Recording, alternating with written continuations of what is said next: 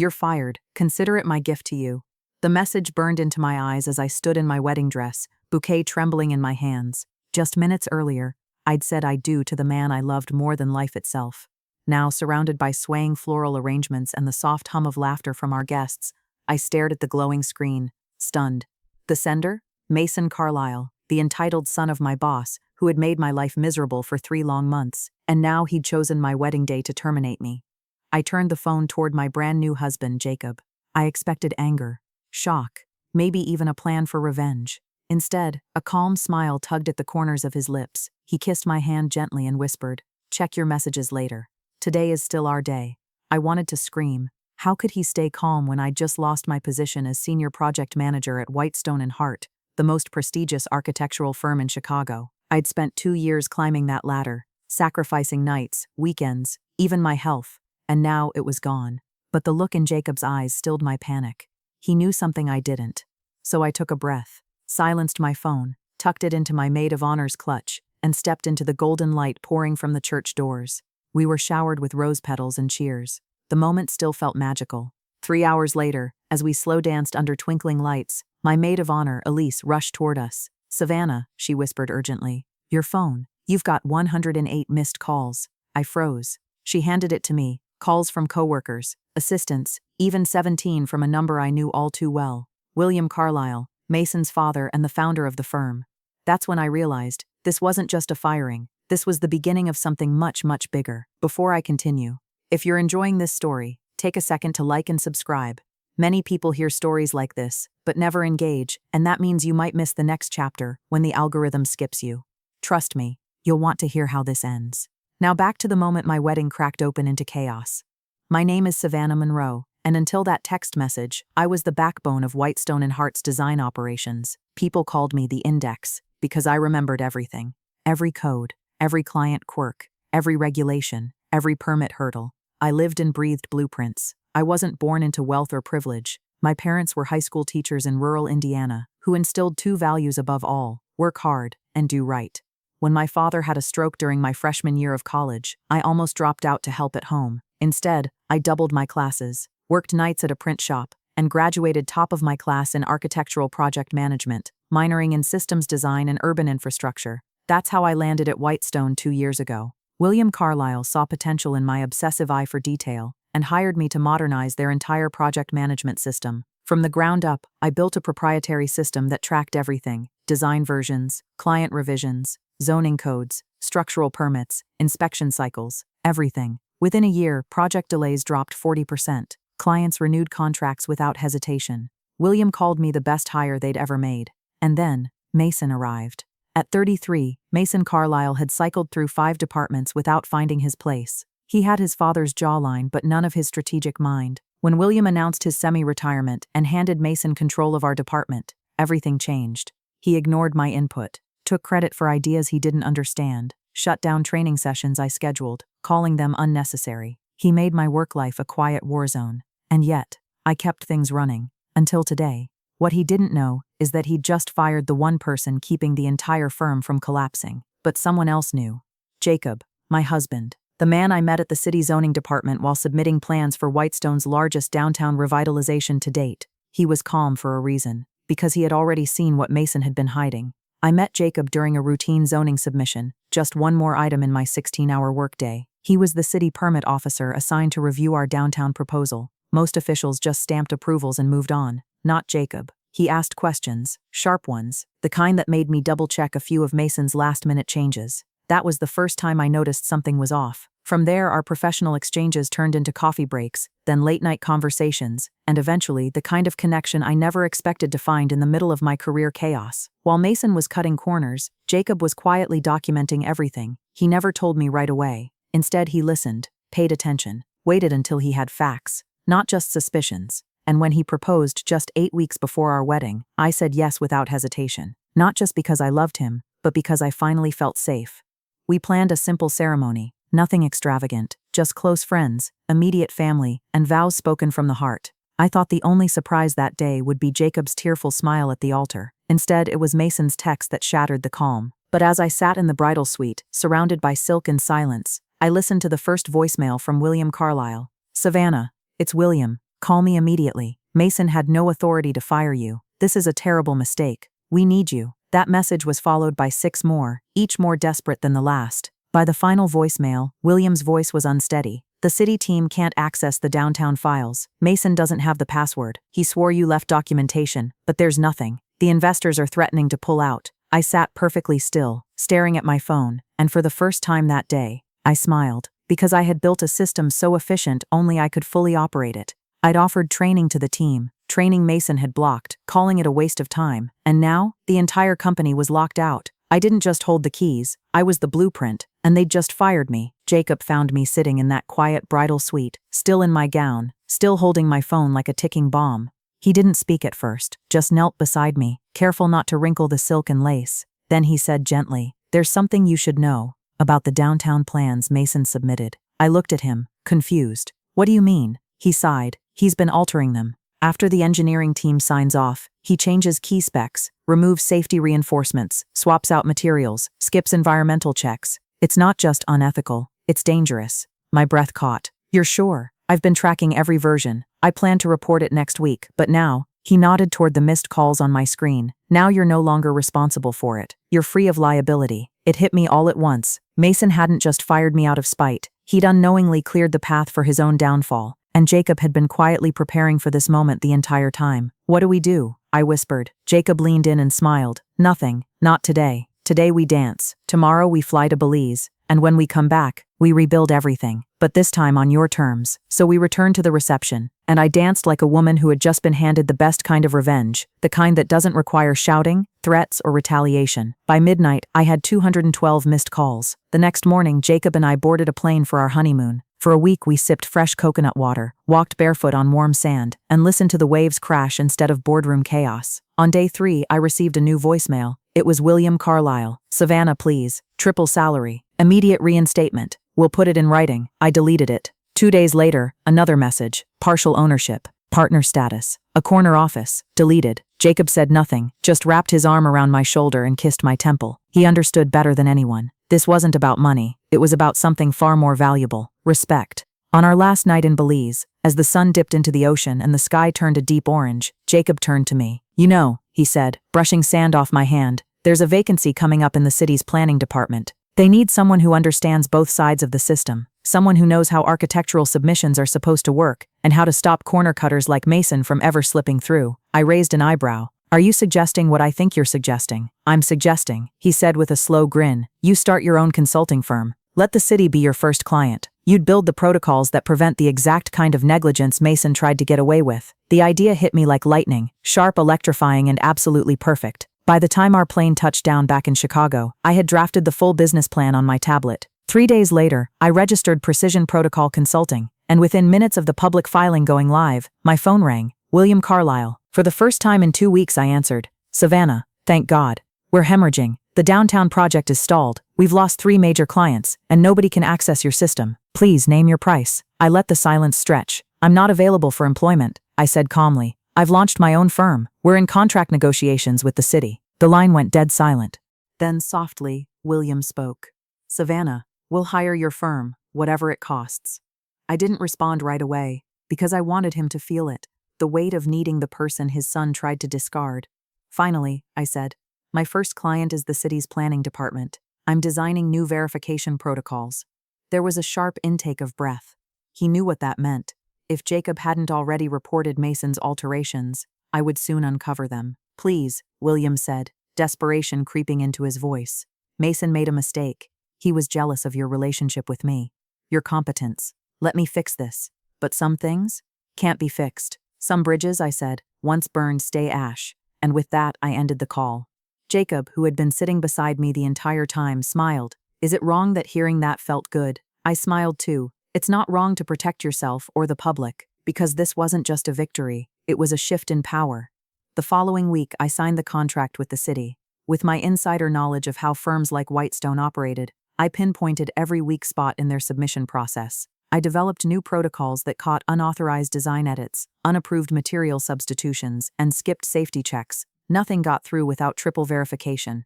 As part of the rollout, the city conducted a full audit of recent submissions. Predictably, it was devastating. Dozens of violations surfaced, almost all of them tied to projects handled by Mason. Thinned load-bearing walls, downgraded foundation specs, missing fire escapes. Every shortcut screamed cost-cutting and carelessness. The downtown revitalization was immediately halted. The city reassigned the contract to a competing firm. Mason? Not just fired, blacklisted. His license was suspended pending investigation. Whitestone and Hart lost millions, and their pristine reputation of 30 years crumbled in less than 30 days. I heard through contacts that William suffered a mild heart attack under the pressure, and though I held no malice, it didn't bring me joy. He had once been a mentor, but blind loyalty to his son had become his undoing. Meanwhile, Precision Protocol Consulting thrived. Within 6 months, I had contracts with 3 municipal governments. I hired 5 employees to keep up with demand. Jacob, ever the steady force beside me, was promoted for his role in reporting the violations. We bought our first home, a beautiful fixer-upper with good bones and endless potential, just like us. Then, exactly 1 year after our wedding day, an envelope arrived at my office. Thick, cream-colored, no return address. Inside was a handwritten letter. Dear Savannah, some debts can't be repaid, but acknowledgement is a start. It was from William Carlisle. He described a full internal rebuild, new leadership, new protocols, new oversight. Mason, he said, had completed an ethics program and was now working under supervision in a junior role. No authority, no shortcuts. At the end, William made an offer, not for employment, but for a consultation. He wanted me to evaluate their rebuilt systems. He ended with this: "You were right to protect the public, right to stand your ground. My respect for you has only grown." I showed the letter to Jacob that evening over dinner. "What do you think?" he asked. I paused. "I'm not sure. Maybe I just want to see if real change is even possible." Jacob nodded thoughtfully. "Then you already have your answer." I agreed to the meeting out of curiosity more than anything else. But when William's assistant requested that it take place at Whitestone's headquarters instead of my office, I nearly declined. Walking back into the building that had discarded me felt like revisiting a battlefield. Still, I went. The receptionist was new. "Miss Monroe, Mr. Carlisle is waiting for you in the main conference room." The hallways looked different. New faces, new energy, updated systems glowing on glass screens, a fresh layer of paint, metaphorically and literally. When I entered the room, I stopped in my tracks. William wasn't alone. Mason was seated next to him, stiff-backed, eyes lowered. William stood to greet me. "Savannah, thank you for coming." He looked older. The past year had carved deep lines into his face. The confident titan of architecture was now a man humbled. I took a seat across from them. "Your letter was unexpected, as was the last year," William replied quietly, "but necessary." He looked at his son. "Mason has something to say." Mason finally raised his eyes. Gone was the smug arrogance. In its place, shame. "I owe you an apology," he said, voice low. "What I did was wrong, spiteful and reckless. I endangered people. I betrayed the firm. I sabotaged your work because I couldn't stand that you were better than me." He paused, swallowing hard. "There's no excuse. I was jealous, and I hurt the company and the community to feel powerful. I'm sorry." His words were measured, maybe even rehearsed, but the emotion was real. "Apology noted," I replied, offering no more. William cleared his throat and slid a folder across the table.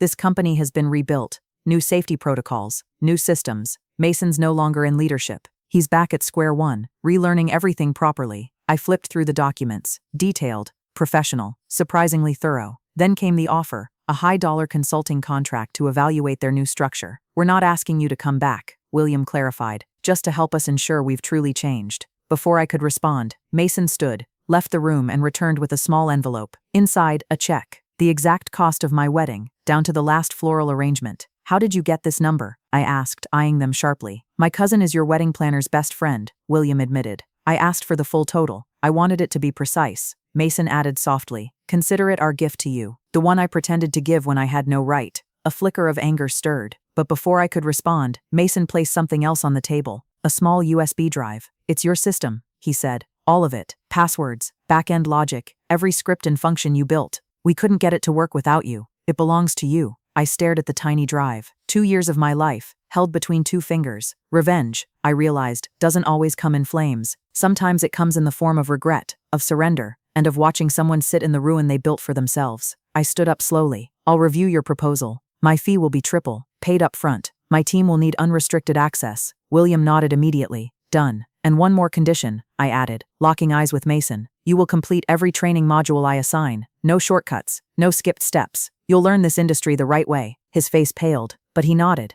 "Yes, I understand." I turned toward the door. And the check? William asked. I smiled faintly. Unnecessary. Watching your son learn integrity is gift enough. And with that, I left Whitestone Design behind, again. But this time, I wasn't walking away in tears. I was walking in power. That night, as Jacob and I sat at our dining table, I told him everything. He listened quietly as I described the apology, the check, the USB drive. When I finished, I saw something flicker in his eyes. Concern, not for me, but for what might come next. That all sounds sincere, he said carefully. But I have to ask, why now? As if on cue, my phone buzzed with a breaking news alert. Whitestone's new competitor, the firm that took over the downtown revitalization, was under investigation for bribery. I read the article out loud. They allegedly paid off 2 officials to fast-track approvals despite serious structural issues. Jacob shook his head. The investigation just opened. It's state level, not city. But if that firm falls, then the downtown project goes back into limbo. I finished. Billions in development money, dozens of construction jobs, a community depending on that renewal, all suddenly hanging in the balance.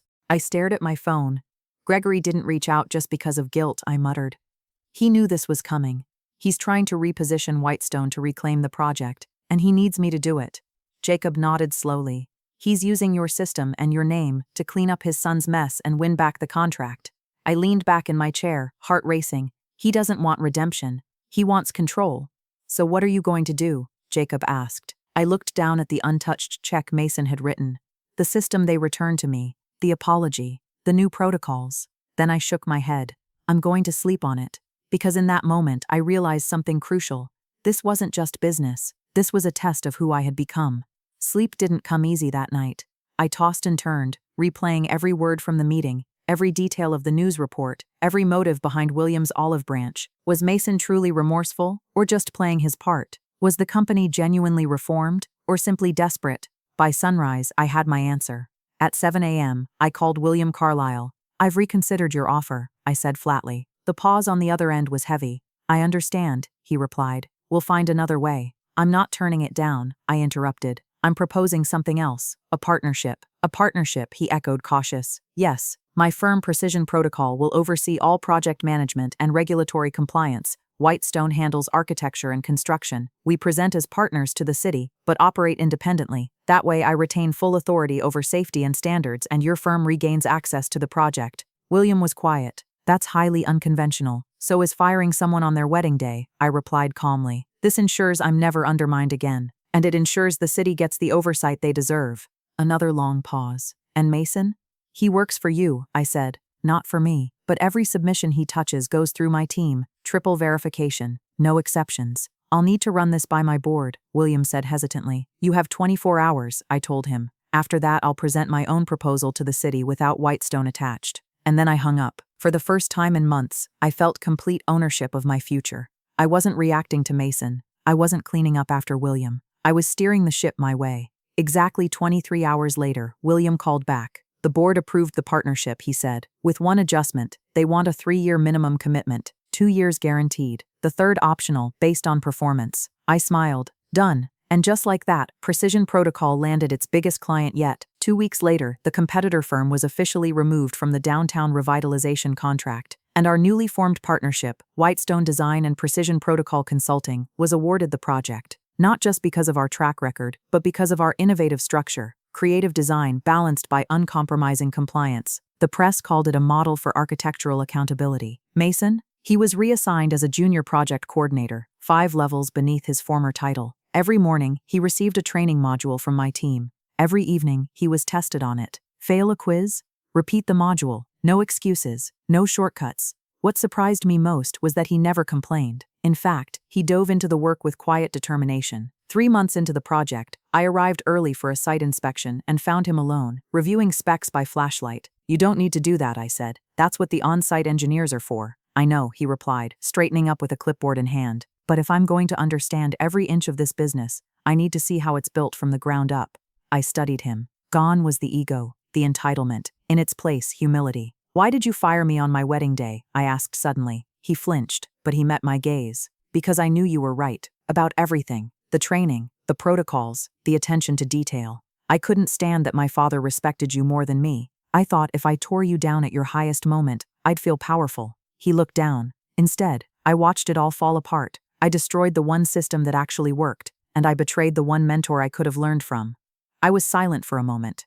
You can't undo the past, I said, but you can rebuild your future, if you earn it. His voice was quiet. How? By putting ethics before ego. By admitting when you don't know something. By doing the work, even when no one's watching. He nodded. I can do that. I will. Then let's start with the concrete specs, I said, holding out my hand. Show me what you found. And for the next hour we worked side by side, not as enemies, but as two people, one learning, the other guiding, finally building something that might actually last. Months passed. The downtown project moved forward, under budget, ahead of schedule, and with community trust slowly being rebuilt. My consulting firm grew to a team of 15. Other cities began reaching out, interested in adopting our model. As for Whitestone, they were rebuilding too. And Mason, he continued his training without complaint. The man who once mocked documentation now led site safety briefings. The one who sabotaged learning sessions was now the first to arrive and the last to leave. Still, I wasn't convinced. So when Rhea, my former assistant and now a project manager at Whitestone, showed up at my office, I wasn't surprised.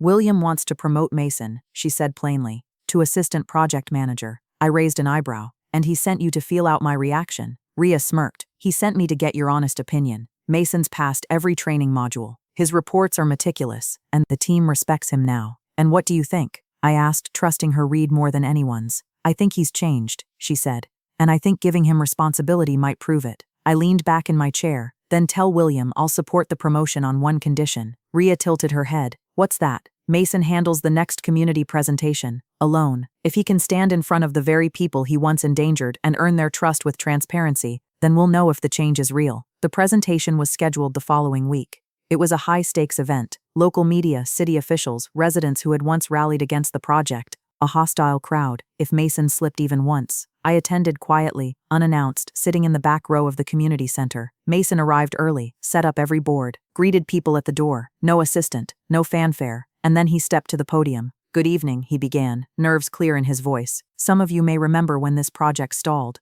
That was partly my fault. I cut corners. I rushed what should have been careful. I let ambition get ahead of accountability. The room fell silent. But I'm here now, not to make excuses, but to explain what we've done since. Every piece of this project now passes through triple verification. We've built systems that make it harder to cheat, easier to catch errors, and safer for everyone. He walked through every blueprint adjustment the community had requested. When tough questions came, he didn't bluff. He said, I don't know, but I'll find out and get back to you. By the end of the night, the icy tension had thawed into cautious applause. I slipped out the back before he saw me, but I'd seen enough. The next morning, I called William. I heard Mason did well, he said, clearly hoping I had been there. He did, I replied. I was in the back row. And your verdict? He asked carefully. I paused, letting the weight of the moment settle. He's earned the promotion, I said, but remind him, trust isn't rebuilt in one good meeting. It's rebuilt one moment at a time, repeated, consistently. William's voice softened. We understand. Thank you, Savannah. Your word still means everything here. After the call, I stepped into my office and looked out at the downtown skyline. Cranes turned in slow arcs. Workers moved like clockwork across scaffolding.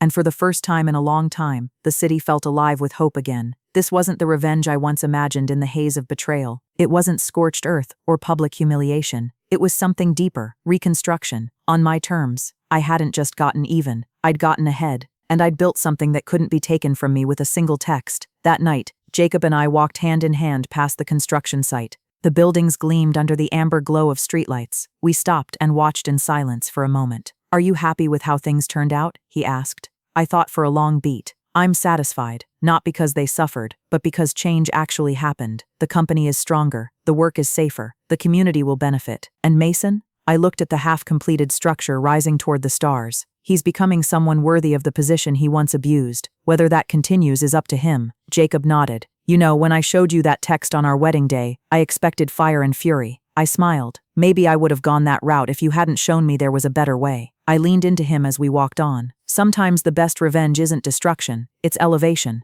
Not reacting to their cruelty, but rising above it. He laughed gently. Speaking of rising, house renovations are done. Should we invite William and Mason for dinner? I shot him a look. Let's not get ahead of ourselves. He grinned. Fair enough. One step at a time. That had become my quiet mantra through this entire journey. One step at a time. From betrayal to strength. From dismissal to leadership. From being fired in my wedding dress to becoming the woman who rewrote the rules of the game. Later that night, my phone buzzed with a text. It was from Mason. Thank you for your support. I won't let you down. I showed it to Jacob. Are you going to reply? He asked. I thought for a moment, then typed, make sure you don't. some gifts can't be returned, and hit send. Exactly 1 year to the day since his gift to me. Perfect symmetry. Some might say I should have ruined him, taken the company down, left nothing standing, but those people don't understand what real power looks like. Real power isn't in burning bridges, it's in building new roads, ones you own, ones they have to travel to reach you. I didn't just get revenge, I built a legacy. If this story moved you, inspired you, or made you rethink what justice can look like, don't forget to like, subscribe, and share your thoughts below. And remember, sometimes the sweetest revenge isn't loud, it's lasting, and built to outlive them all.